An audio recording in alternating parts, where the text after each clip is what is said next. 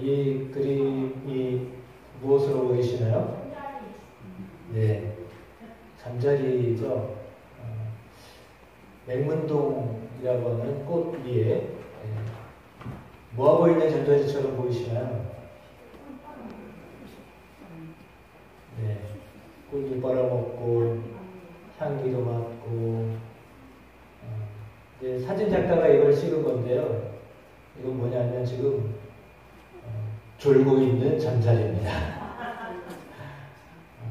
잠자리가 맹문동 위에 졸고 있는 것을 사진으로 찍었는데도 불구하고 도망가지 않고 있는 잠자리의 모습입니다.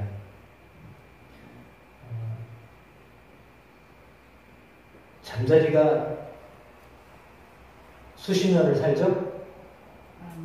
어떻게 사나요? 1년생입니다. 1년 있다가 없어지는 잠자리인데 이 잠자리가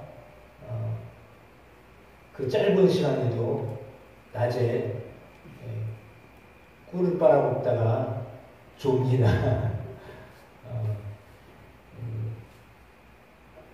작가가 이 사진을 상당히 의미 있게 풀이한 글이 있습니다. 한번 읽어드리겠습니다. 벌과 나비가 둔주 안에 날고 거미줄에서는 거미가 먹이를 기다리며 졸고 있습니다. 꽃대에는 잠자리가 앉아 뜨거운 여름 햇살에 노곤해진 몸을 쉬고 있습니다. 그들의 쉼을 보면서 많은 생각을 했습니다. 나는 내게 주어진 쉼의 시간을 제대로 쉬고 있는 것일까? 현대인들은 일 중독에 빠져 살아갑니다. 24시간도 모자라 25시간 일하겠다고 24시 영업이라고 하는 간판을 단 가게들이 질비하고, 그것도 모자라 상호의 이름에는 25시가 있습니다. 삶은 쉬엄쉬엄 쉬면서 가야 쉬운 것인데 그 삶을 제대로 살아가지 못하니 사람답게 살아가는 법을 잃어버렸습니다. 쉼의 시간에도 오로지 일 생각뿐인 사람들, 그래서 웰빙을 추구하지만 웰빙하지 못하는 삶을 살고 있는 것이지요. 한철을 살다 가는 저 잠자리도 쉼의 시간이 되면 저렇게 쉬어가는데, 짧은 인생이라고는 하지만 그들에 비해 훨씬 더 많은 시간을 살아가는 사람들은 쉬어갈 줄 모른다니 아이러니입니다. 어쩌면 잠자리가 수억만 년 지구에서 생존할 수 있는 비결, 그것은 바로 저런 쉼 때문이었을지도 모르겠습니다. 공감하시나요? 신문에 나와 있었던 글입니다. 인생이 고달프죠. 여러분 수고가 많으십니다. 인생은 참 고달프다 이렇게 말하는데 대부분이 동의하실 겁니다. 야곱은 바로왕 앞에 섰을 때 이런 고백을 했습니다. 내 삶이 참으로 고달팠습니다. 편하지 않았습니다. 이런 고백을 합니다. 왜냐하면 근원적으로 인간은 고생과 수고를 할 수밖에 없습니다. 그 이유는 하나님을 떠났기 때문입니다. 하나님 앞에 범죄한 인간은 고생할 수밖에 없다고 성경이 우리에게 말씀해 주고 있습니다. 다시 말하면 범죄하였기 때문에 그런 것입니다. 태어나면서 살아가는 과정은 결코 쉽지 않습니다. 그럼에도 불구하고 예수님은 그러한 우리에게 쉼을 얻을 수 있다고 초청하십니다. 매우 기쁜 소식이 아닐 수 없습니다. 노아라고 하는 이름에는 안식, 휴식, 위로라고 하는 뜻이 들어가 있습니다. 누아흐라고 하는 히브리어에서 시작된 건데요. 이 단어에는 머물다 라고 하는 뜻이 들어가 있습니다. 한숨 돌리다 라고 하는 뜻이 들어가 있습니다. 안식하다 라고 하는 뜻이 들어가 있습니다. 이러한 어원에 근거한 노아의 뜻은 바로 안식과 휴식과 위로를 말합니다.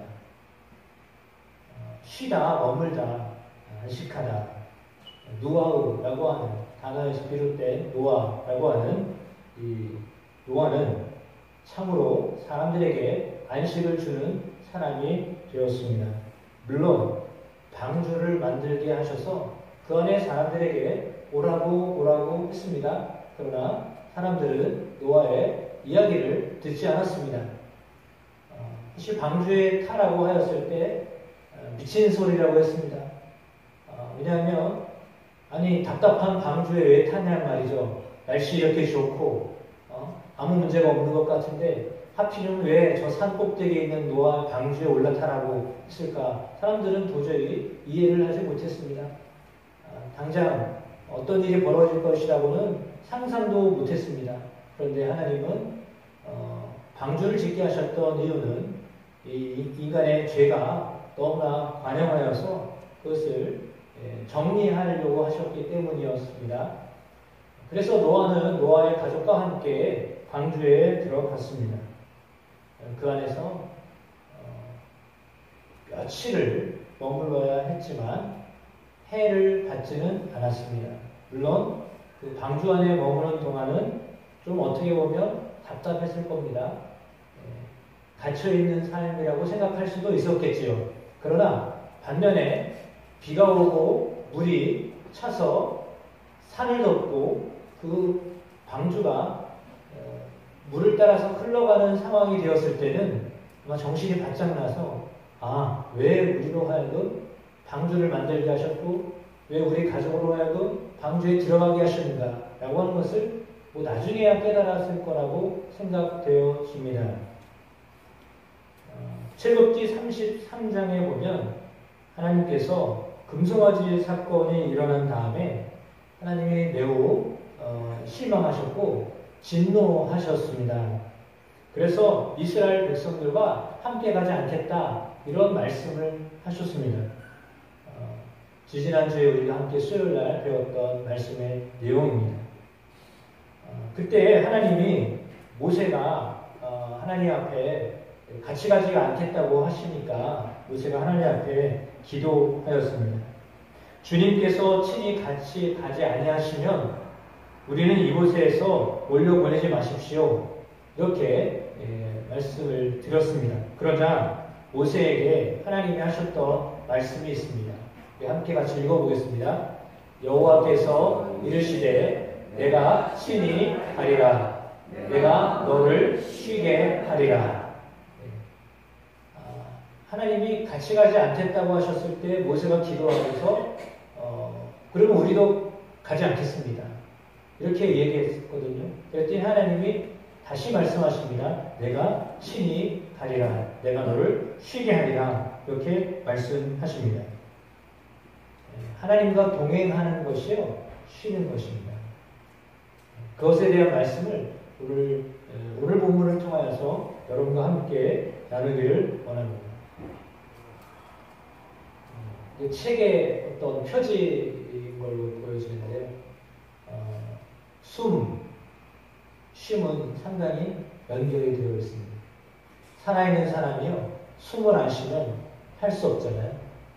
숨 쉬는 게 너무 힘들면 스스로 숨을 쉴 수 없으면 생애를 마감해야 합니다. 어쩌면 숨과 쉼은 똑같은 겁니다. 그러면 숨을 쉴 수 없다라고 하면 살 수 없는 거거든요. 동일하게 쉴 수 없다라고 하면요, 살 수 없는 거예요. 같은 생각을 가지셔야 돼요. 그러니까 쉬어야 사는 겁니다. 옆에 분한테 이렇게 고백하셨으면 좋겠습니다. 정말 쉬셔야 사는 겁니다. 여러분, 일하기 위해 삽니까? 쉬기 위해 삽니까? 어떤 분은 얘기할 거예요. 일하기 위해 살죠. 일하라고 어떤 삶이 재미가 있어요. 일해야 재미가 있죠. 이런 분도 있지만 사실은 일하려고 사는 게 아니라 쉬려고 사는 겁니다. 그렇지 않나요? 동의를 안 하시는 분도 계신 것 같아요. 근데 여러분 정말 쉬셔야 됩니다. 쉼이란 무엇인가 오늘 말씀을 통해서 함께 나누기를 원하는데요. 예수님은 말씀을 하셨습니다. 수고하고 무거운 짐진 자들아 다 내게로 오라. 내가 너희를 쉬게 하리라. 그랬습니다. 쉼을 주시겠다라고 하셨어요. 예수님이 나에게로 오면 내가 너희를 쉬게 하겠다라고 하셨습니다. 헬라어예요. 쉬게 하다라고 하는 헬라어는요, 아나파우소라고 하는 말입니다. 이 말은 아까 우리가 보았던 노아의 이야기, 노아가 누아흐라고 하는 히브리어에서 시작됐다라고 했잖아요. 이 히브리어는요, 당연히 쉼인데 그냥 어떤 쉼을 이야기하느냐면 하나님의 품 안에서의 쉼을 이야기하는 거예요. 어떤 쉼이요? 하나님의 품 안에서의 쉼을 이야기하는 거예요. 노아가 방주 안에 들어갔을 때 야, 우리는 살았다. 왜? 다른 사람들이 다 비로 멸망당하는 그때 그들은 방주 안에 들어가서 살았잖아요. 하나님이 그들에게 그런 은혜를 더하여 주셨습니다. 세상적으로도 일주일에 한 번씩 쉬라고 공휴일을 주잖아요. 이게 다 어디서 온 것 같아요? 기독교의 영향이에요. 기독교에서 그렇게 일주일에 하루는 안식일이다. 유대교에서 미리 이야기했지만 이거 여기서부터 온 거예요. 그래서 아예 공휴일로 정했잖아요. 사실 사람들은 몰라요. 왜 그것이 공휴일이 됐는지, 일요일이 왜 공휴일이 됐는지 잘 몰라요. 근데 이건 성경에서 연유된 거예요. 그러니까 알지도 못하면서 쉬는 거예요. 알지도 못하면서 쉬어요. 왜 그거를 그렇게 됐는지 잘 모르면서도 쉬고 있어요. 근데 그것은 하나님의 은혜입니다. 여러분 2마리 소가 있습니다. 매우 사이좋게 보이죠? 왜냐하면 2마리 소가 그림에 보시는 것처럼 멍에로 연결되어 있고 끈으로 연결되어 있어요. 오늘 말씀이 멍에에 대한 이야기잖아요. 멍에는 혼자 내지 않아요. 멍에는 둘이 같이 내는 거예요. 이 말씀을 아마 작년 개사회 때 이것을 제가 여러분에게 말씀 전했는데 기억나시는지 모르겠습니다.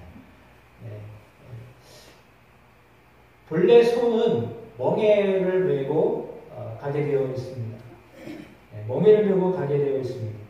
그러니까 소는 저렇게 멍에를 메고 가는데 2마리 중에 어떤 소가 더 기술이 있고 힘이 있는 소예요. 둘 중에 하나가요.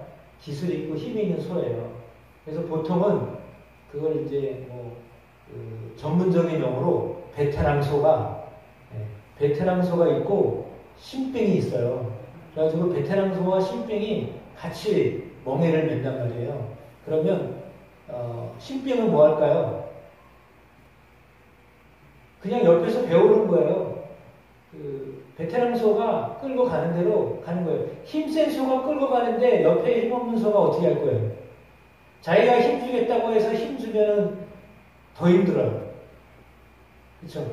그냥 베테랑 소가 끌고 가는 대로 보조만 맞춰서 같이 가면 되는 거예요. 그러니까 멍에를 맨다라고 하는 말은 그런 의미예요. 그래서 같이 간다, 동행한다는 뜻이 멍에를 맨다는 뜻이 있거든요.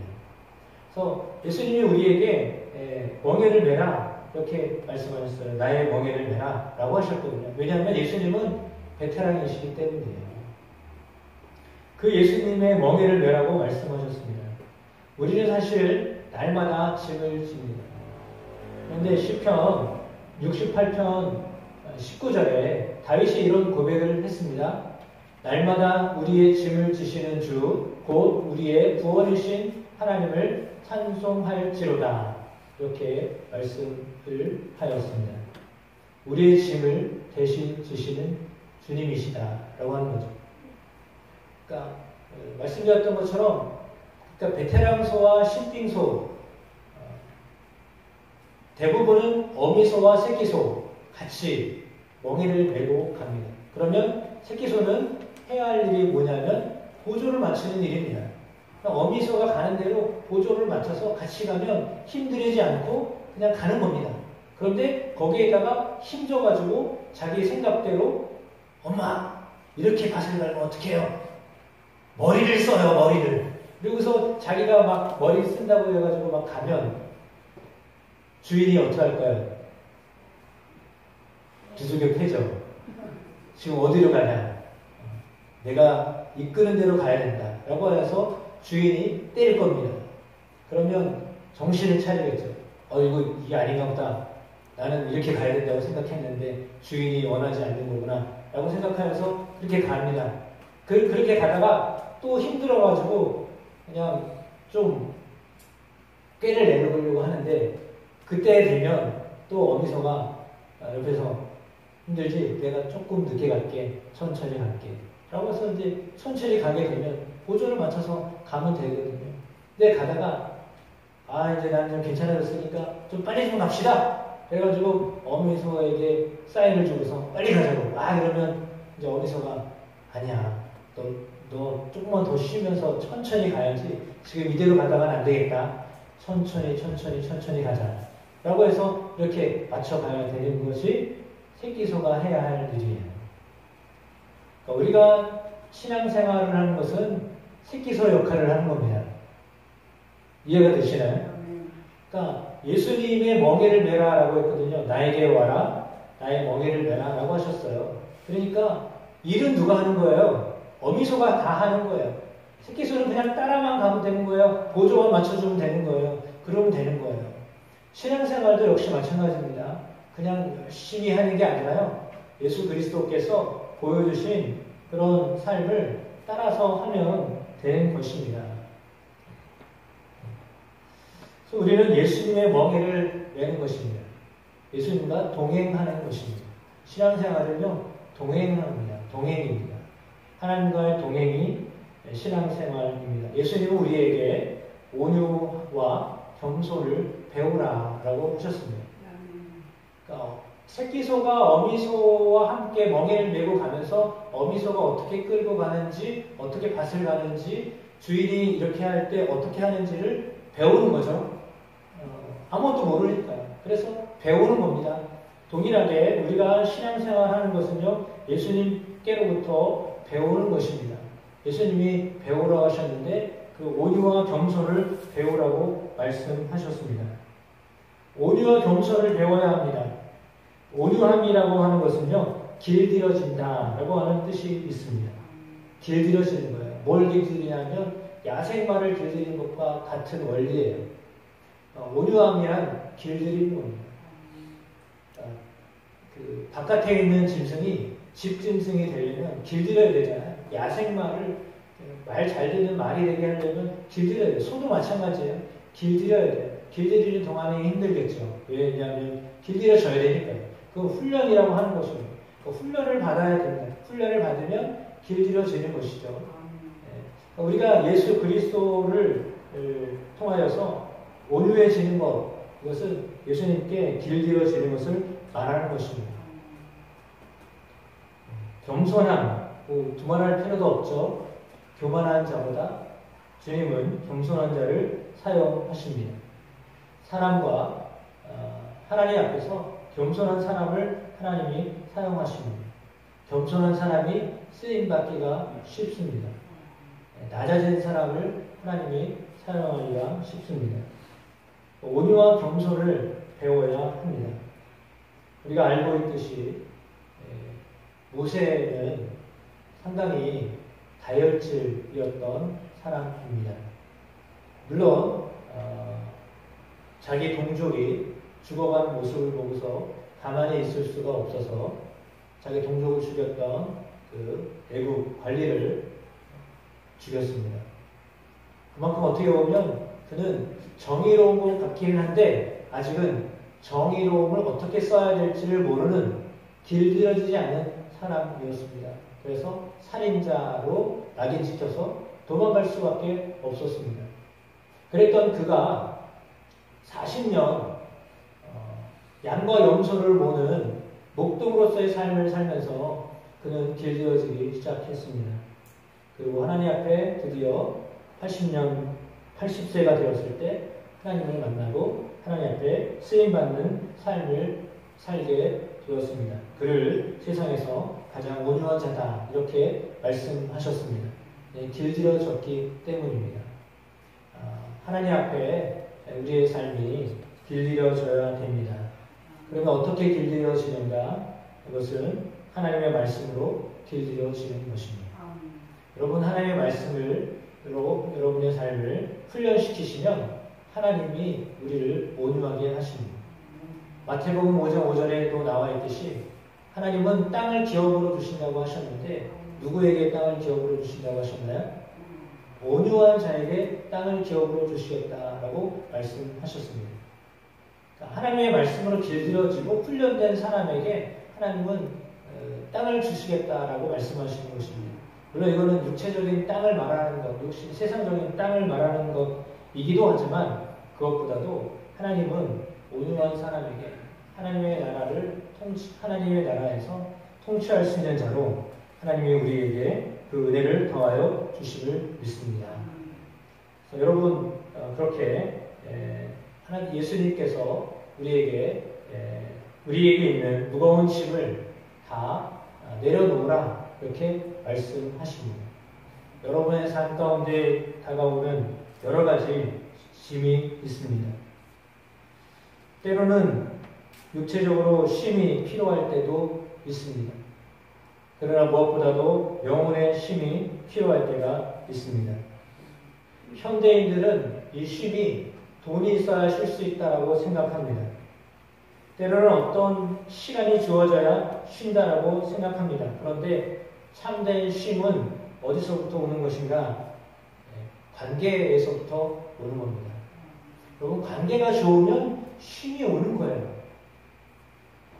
가정에서는 남편과 자녀와 형제와 부모님과 관계가 좋으면 거기서 쉼이 오는 거예요. 하나님과의 관계가 좋으면 거기서 쉼이 오는 거예요. 근데 그게 깨지면 쉼을 얻을 수가 없는 거예요. 여러분 관계가 그리스도를 통하여서 여러분의 관계가 잘 풀려지는 역사가 있게 되시기를 축복합니다.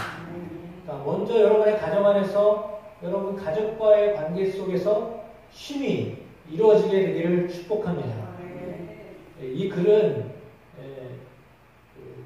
한옥기우라고 하는 분이 쓴 글이에요.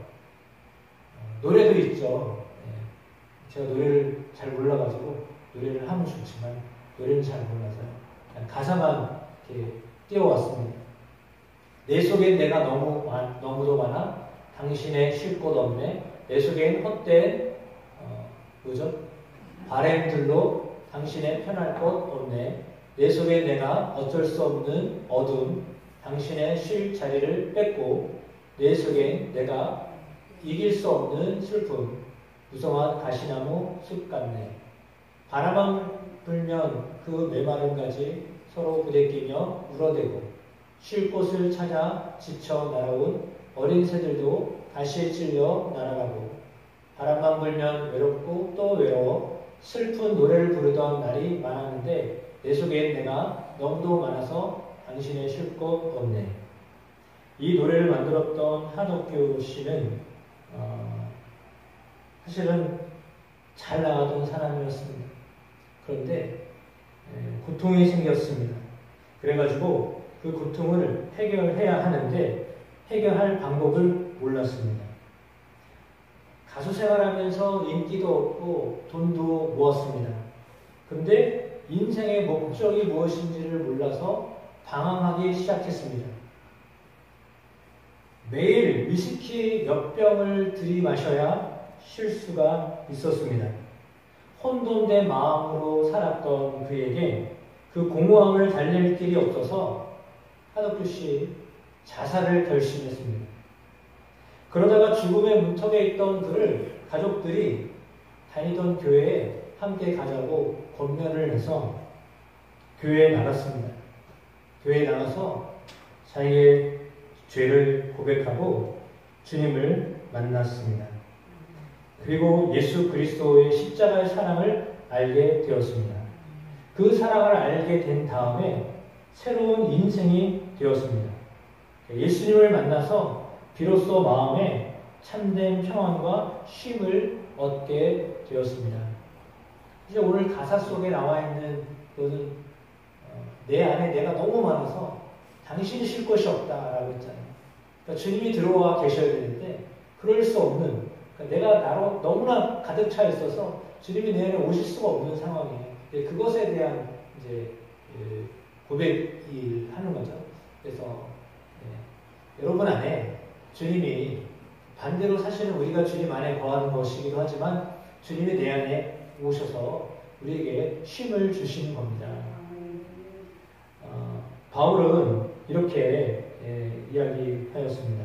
로마서 8장 1절과 2절에 그러므로 이제 그리스도 예수 안에 있는 자에게는 결코 정죄함이 없나니 이는 그리스도 예수 안에 있는 생명의 성령의 법이 죄와 사망의 법에서 너를 해방하였습니다. 이렇게 말씀하고 있습니다. 하나님은 우리 가운데 예수 그리스도를 통하여 해방을 주십니다. 여러분, 예수 그리스도 안에 들어오면 쉬게 하리라 라고 하셨잖아요. 나에게 오면 쉼을 주리라 라고 말씀했습니다. 내가 너희를 쉬게 하리라 라고 하셨거든요. 근데 사람들이 왜 예수님 안에서 쉼을 누리지 못할까요?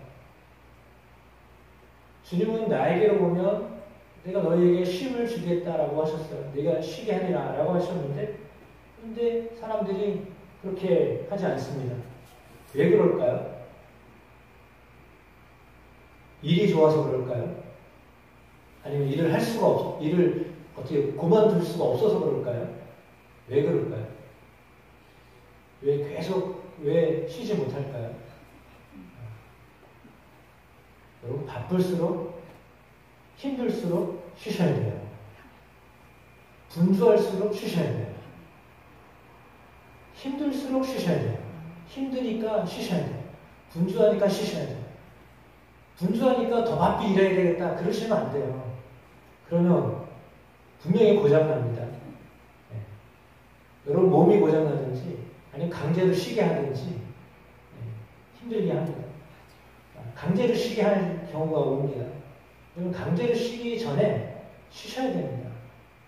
여러분 몸도 쉬셔야 되고 여러분 마음도 쉬셔야 돼요. 오늘 본문의 말씀이 뭐라고 그랬어요? 마음이거든요. 마음. 여러분의 마음이 예수 그리스도 안에서 쉼을 얻으셔야 돼요. 그리스도 안에서 쉼을 얻으셔야 돼요. 근데 그렇지 않으면 안 되는 거예요. 그렇지 않으면 어떻게 해요? 날마다 우리는 무거운 짐을 지고 살아가야 되는 그런 삶을 그냥 내가 사는 거예요. 그러나 처음에 중간에 그림에 보여드렸던 것처럼 예수님의 멍에를 메면 그 우리의 짐을 예수님께 맡기면 예수님이 우리의 짐을 지시고 가시는 거예요. 그러니까 예수님과 동행하는 것이 어려운 것이 아니라요. 오히려 그것이 쉬운 거예요. 그러니까 주님과 함께하는 것이 쉬운 거예요. 여러분 저희 차는 너무 좋아가지고 기름을 안 넣어도 갈 수가 있어요. 제 말이 맞아요? 차가 너무 비싸고 좋아가지고 기름 한 방울 안 넣어도 갈 수가 있어요. 맞는 말인가요? 갈 수가 없죠. 아무리 비싸고 좋은 차여도 기름이 들어가야 되는 거예요. 가스를 충전해야 뭐 음식을 만들든지 아니면 보일러를 떼든지 차가 가게 한다든지 뭐 돌아가게 하든지 그러잖아요. 휘발을 넣고 디젤을 넣고 전기를 충전하고 해야 또다시 갈 수 있죠. 그 충전 안 하고 어떻게 계속 달립니까? 달리다 보면 그냥 퍼지는 거예요. 근데 그걸 몰라요. 그냥 계속 가야만 될 것 같아요. 그냥 계속 가요. 힘이 다 빠질 때까지 계속 가요. 앵꼬가 날 때까지 계속 가는 거예요. 충전을 해야 가는 거예요. 예수 안에서의 쉼은 바로 그거예요. 쉰다라고 하는 것은요, 정말 중단하는 거예요. 다 멈추는 거예요. 그리고 기운을 차리는 거예요. 그러니까 예수 그리스도 안에 계시면 예수님이 우리에게 힘을 주셔요. 영혼의 힘을 주세요. 마음의 힘을 주세요. 그리고 기운을 주세요. 다시 일할 수 있도록, 다시 세상과 싸워서 이길 수 있도록 하나님이 능력을 더하여 주시거든요. 힘은 마음에서부터 오는 거예요. 근데 그 마음의 힘은 예수 안에서 주어지는 거예요.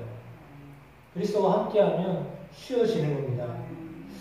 그 멍에는 결코 무겁지 않습니다. 예수님의 멍에는 쉽습니다. 마지막 그림 보여드리고 말씀을 정리하려고 합니다. 평안이라고 하는 히브리어는 샬롬이라고 하는 말입니다. 그 단어를 하나하나 뜯어서 보면 그런 뜻이 있습니다. 뭐냐면 혼돈과 연결되어져 있는 권위를 파쇄하는 것, 깨버리는 것이거든요. 그러니까 예수 그리스도를 통하여서 혼돈과 연결된 권위, 죄의 권세를 끝장내는 것, 이것이 샬롬이에요. 평안이에요. 평안은 그리스도를 통하여 이루어지는 거예요. 그리스도가 여러분 안에 오시면 평안없게 되어 있어요. 그리스도와 함께하면 평강에 오게 되어 있어요. 그러면 하나님께로 가는 거예요. 그리스도와 함께 짊어지면 우리는 하나님의 나라까지 하나님이 우리를 인도하여 주십니다. 혼돈스러운 것들을 다 정리하시는 분이 예수님이잖아요. 그 예수님이 여러분 삶 가운데 무겁고 혼돈스러웠던 것들을 다 정리해 주셔요. 그러니까 그분과 동행하는 삶을 살아가셔야 돼요. 그러니까 다시 말씀드리지만 차가 아무리 비싸고 좋아도 적어도 가스 스테이션, 오일 스테이션에 갈 힘은 가지고 있어야 될 거 아니에요. 거기까지 갈 여력은 놔두고 차를 타셔야지. 그것도 안 놔두고 차를 계속 타시면 아무리 비싸고 좋아도 그 차는 차의 기능을 할 수가 없는 거예요. 근데 우리가 주일날 이렇게 와서 예배를 드리고 여러분들이 말씀을 듣고 그리고 하나님 앞에 기도하는 거는 바로 그거 하는 거예요. 충전하는 거예요. 충전에 또 쓸 수 있는 거잖아요. 그 시간에 쉬는 시간이에요. 그 시간에 여러분의 마음의 쉼을 얻는 시간이에요. 그래야 다시 일어날 수 있는 거예요. 그러니까 일하기 위해서 쉬는 게 아니라요. 또 일하려고 쉬려고 하는 것이 아니라요. 그 쉼 자체가 중요하기 때문이에요. 쉼을 잘 하셔야 돼요. 예수 안에서 여러분의 마음이 쉼을 얻게 되시기를 축복합니다. 그러면 하나님은 우리가 하나님의 나라에 가도록 이끌어 가십니다. 평화로운 나라에 들어가게 하십니다. 그런 은혜들을 경험하며 살아가는 여러분 모두가 되시기를 주의 이름으로 축복합니다.